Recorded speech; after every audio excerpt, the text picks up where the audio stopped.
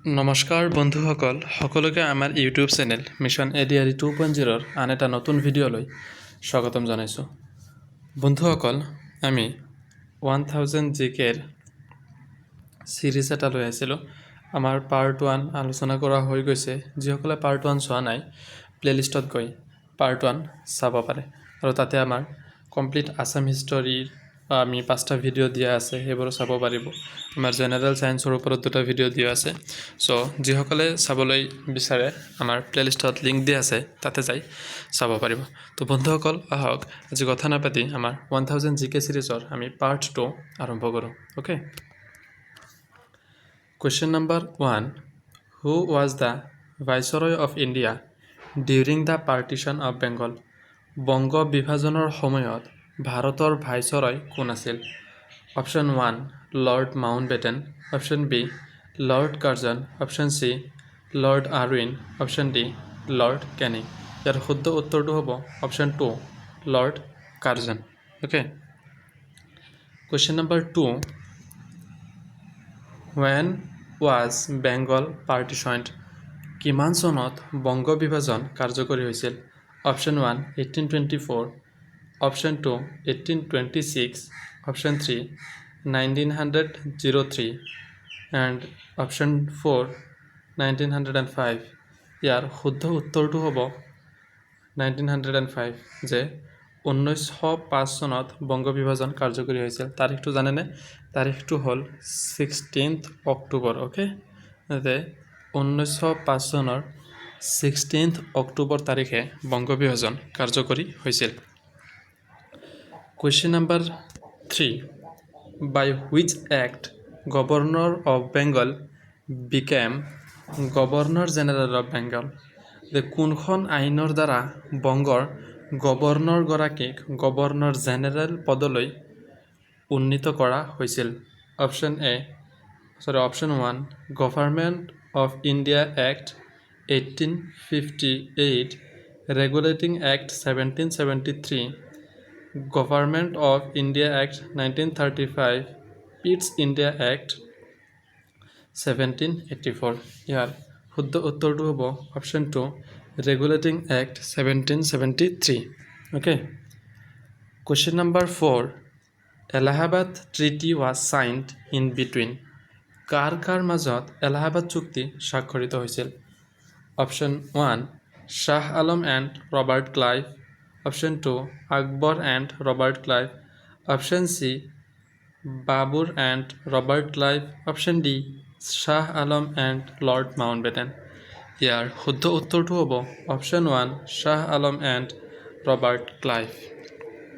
Next, question number 5, Allahabad treaty was signed in the year of? কিমান চনত এলাহাবাদ চুক্তি স্বাক্ষৰিত কৰা হৈছিল? অপশ্যন 1, 1763। অপশ্যন 2, 1764। অপশ্যন 3, 1765। অপশ্যন 4, 1766। ইয়াৰ শুদ্ধ উত্তৰটো হ'ব option 3, 1765। Next, question number 6, when was Assam province created? কিমান চনত অসম প্ৰদেশ গঠন কৰা হৈছিল? Option 1, 1858। Option 2, 1864। Option 3, 1874 and option D, 1890। ইয়াৰ শুদ্ধ উত্তৰটো হ'ব 1874, option 3। Next, question number 7, how many district from Brahmaputra valley were added in the newly created Assam province? নতুনকৈ গঠিত অসম প্ৰদেশখনত ব্ৰহ্মপুত্ৰ উপত্যকাৰ কিমানখন জিলা সংলগ্ন কৰা হৈছিল? অপশ্যন 1, 6। অপশ্যন 2, 7। অপশ্যন 3, 8। অপশ্যন 4, 9। ইয়াৰ শুদ্ধ উত্তৰটো হ'ব অপশ্যন 1, 6। নতুনকৈ গঠিত অসম প্ৰদেশখনত ব্ৰহ্মপুত্ৰ উপত্যকাৰ 6খন জিলা সংলগ্ন কৰা হৈছিল। Next, question number 9, who was the first chief commissioner of Assam province? Assam প্ৰদেশৰ প্ৰথমগৰাকী মুখ্য আয়ুক্ত কোন আছিল? Option 1 Andrew Fletcher, option B Bampfylde Fuller, option 3 R H. Keatinge, option 4 William E. Ward. ইয়াৰ শুদ্ধ উত্তৰটো হ'ব option 3 R H. Keatinge. Next question number 9 British annexed the Brahmaputra Valley or the then Assam province into the Indian British Empire in the year of ব্ৰিটিছে কিমান চনত অসম তথা ব্ৰহ্মপুত্ৰ উপত্যকা নিজৰ লগত সংলগ্ন কৰিছিল? Option 1 1824, option 2 1826, option 3 1832, option 4 1833। ইয়াৰ শুদ্ধ উত্তৰটো হ'ব option 2 1826। Next question number 10 when did British annexed খাচী পাহাৰ? ব্ৰিটিছে কিমান চনত খাচী পাহাৰ দখল কৰিছিল? Option 1 1824, option 2 1826, option 3 1832 and option 4 1833। ইয়াৰ শুদ্ধ উত্তৰটো হ'ব option 4 1833। Okay, next question number 11 when did British annexed Cachar? ব্ৰিটিছে কেতিয়া কাছাৰ দখল কৰিছিল? Option 1 1824, option 2 1826, option 3 1832 and option 4 1833। ইয়াৰ শুদ্ধ উত্তৰটো হ'ব option 3 1832। Question number 12 when did British annexed Jaintia hills? ব্ৰিটিছে কেতিয়া জয়ন্তীয়া পাহাৰ নিজৰ লগত চামিল কৰিছিল? Option 1 1824, option 2 1835, option 3 1832 and option 4 1833। ইয়াৰ শুদ্ধ উত্তৰটো হ'ব option 2 1835। Question number 13 when did British annexed the province of Matak and Sadiya? ব্ৰিটিছে কেতিয়া মটক আৰু শদিয়া ৰাজ্য দখল কৰিছিল? Option A 1839, option 1839, option 2 1835, option 3 1832 and option 4 1833। ইয়াৰ শুদ্ধ উত্তৰটো হ'ব option 1 1839। Next question number 14 when did British annexed the province of খামতি?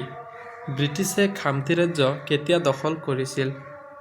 Option 1 1839, option 2 1835, option 3 1832, option 4 1843।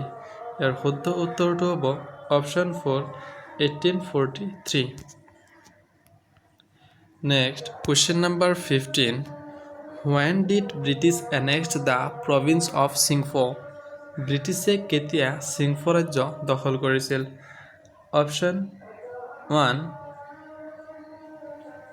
1838, option 2 1839, option 3 1842 and option 4 1843। ইয়াৰ শুদ্ধ উত্তৰটো হ'ব option 4 1843। Next question number 16 what was the capital of Eastern Bengal and Assam? পূৰ্ব বংগ আৰু অসমৰ ৰাজধানী কি আছিল? Option A Dhaka, option 2 Kolkata, option 3 Shillong, option 4 Chittagong. ইয়াৰ শুদ্ধ উত্তৰটো হ'ব option 1 Dhaka.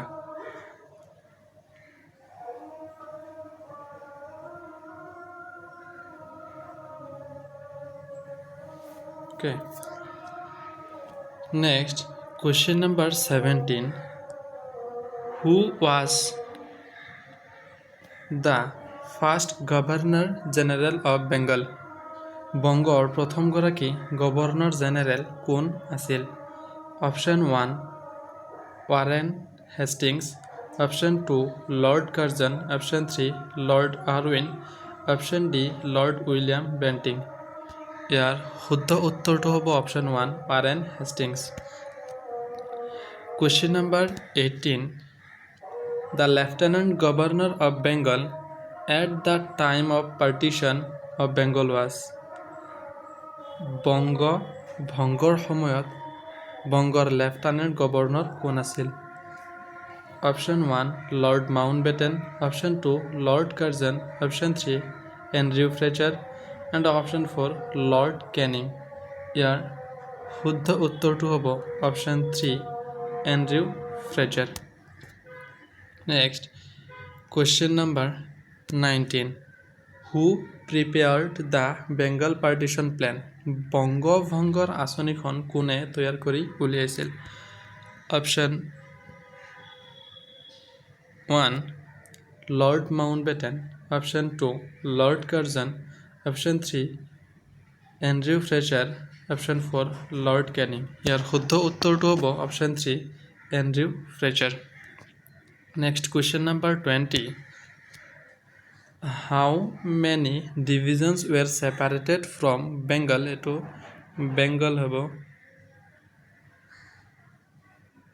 and added to Assam province? যে বংগ প্ৰদেশৰ পৰা কিমানটা সংমণ্ডল কাটি আনি অসমৰ লগত সংলগ্ন কৰা হৈছিল? টাইপিং মিষ্টেক হৈ আছে ইয়াতে। সংলগ্ন কৰা হৈছিল। Option 1 2, option 2 3, option 3 5, option 4 15। ইয়াৰ শুদ্ধ উত্তৰটো হ'ব অপশ্যন 2 3। তো বন্ধুসকল, আজিৰ ভিডিঅ'টো ইমানলৈ আছিল। ভিডিঅ'টো শেষলৈ চোৱাৰ বাবে সকলোকে ধন্যবাদ জ্ঞাপন কৰিছোঁ। আৰু বন্ধুসকল, কোনোবাই যদি আমাৰ এই ভিডিঅ'ৰ PDF-বোৰ পাব বিচাৰে তেন্তে আমাৰ এটা ফ্ৰী হোৱাটছআপ গ্ৰুপ আছে। তাতে আমি আমাৰ ভিডিঅ'ৰ PDF-বোৰ দি থাকোঁ। কোনোবাই যদি জইন হ'ব বিচাৰে তেন্তে ইয়াতে দিয়া নম্বৰটোত জইন বুলি এটা মেছেজ দি দিব। মই নম্বৰটো লিখি দিছোঁ 8453770726। আমি আপোনালোকক এইটো নম্বৰত জইন বুলি এটা মেছেজ কৰি দিব হোৱাটছআপত, আমি জইন কৰি দিম। তো ভিডিঅ'টো শেষলৈ চোৱাৰ বাবে সকলোলৈ আকৌ এবাৰ আন্তৰিক ধন্যবাদ জ্ঞাপন কৰিছোঁ।